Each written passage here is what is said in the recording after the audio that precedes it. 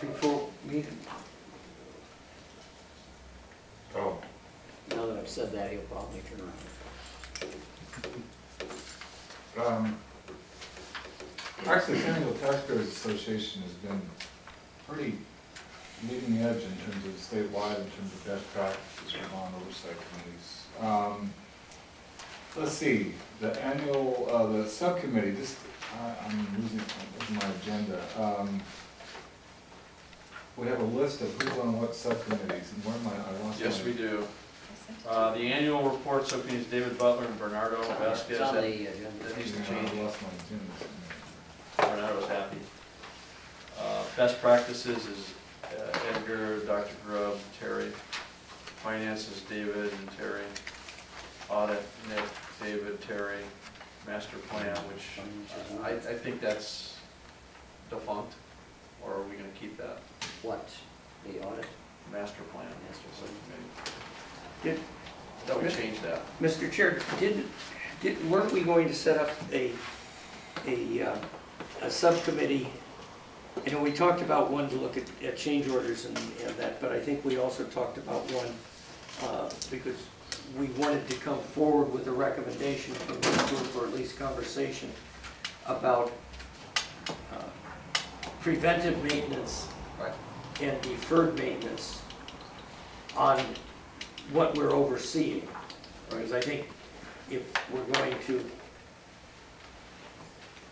going to spend money on a new building, we should have a reasonable expectation that they're going to take care of the roof and they're going to have the funds for it. So I don't know that we actually came up to who's going to sit on it, but I would recommend that either we do it through a subcommittee or we take it up ourselves. But I think we should come up with a recommendation for what the minimum. So if you want to call it asset management, Well, maybe asset management. I think that's probably a good one. And, you know, the second part of this, or the other shoe, Tom, is going to be, I would like you to be able to give us what a reasonable set aside for preventive maintenance on, I will say, the Propo and even the BB stuff. I don't think we can get into everything else that's out there, but $24 million a year is all I need. well, I think you're probably right, but, and then, based on the deferred maintenance, I think we should be making what's it going to take you to get caught up in a reasonable amount of time, so that you're actually now, you know, current with this stuff, and that there's nothing that you don't bother fixing because it's at the point of replacement. Well, when I got here, we had $720,000 in the deferred maintenance budget for the year. $720,000. Our normal for a district this size should be about $3.2 million.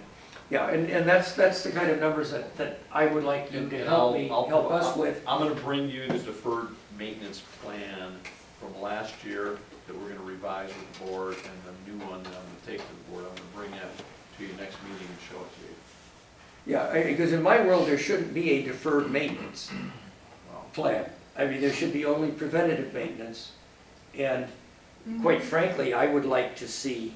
There's routine, preventative, and then deferred is when you make a conscious decision if you don't have the funds, but you think you're going to get them soon, you consciously defer.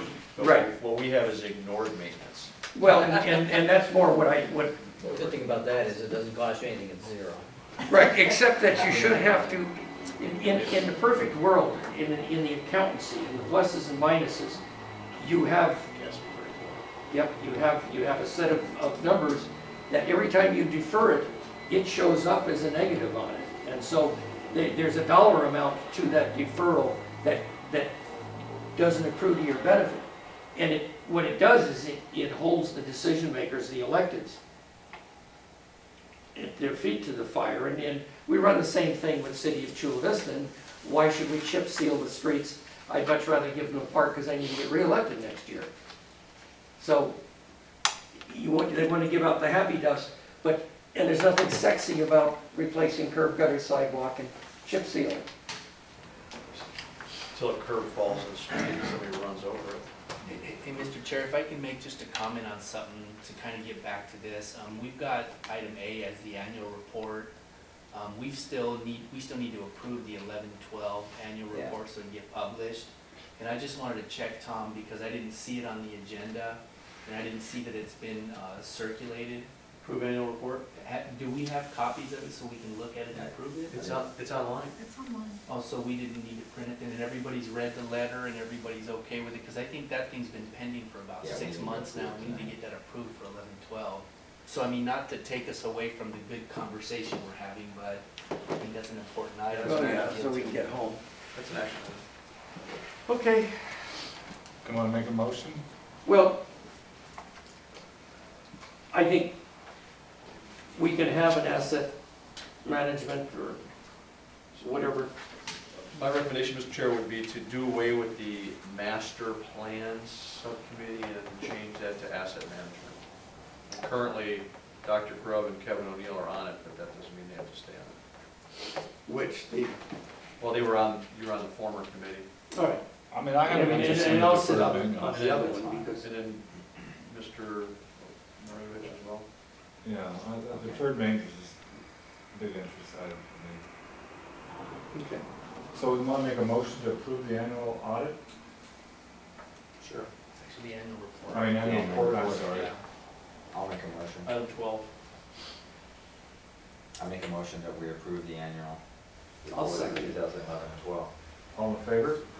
Aye. All right. And, right, annual reporting update. Everybody got them in? About right? Yes, They're all they're all in. Thank you. Does Mr. Morris have to do a file of the in. Yes, they have a leaving office. leaving office? Leaving Leaving office office in date. English. I'm letting Ms. Vicedo track him down now. She's good at that. So she has a baby. Yeah, which is gotta be imminent. She's still You know, fast. I was surprised to see her last night, but she was still skipping back and forth. Yeah. She is still fast.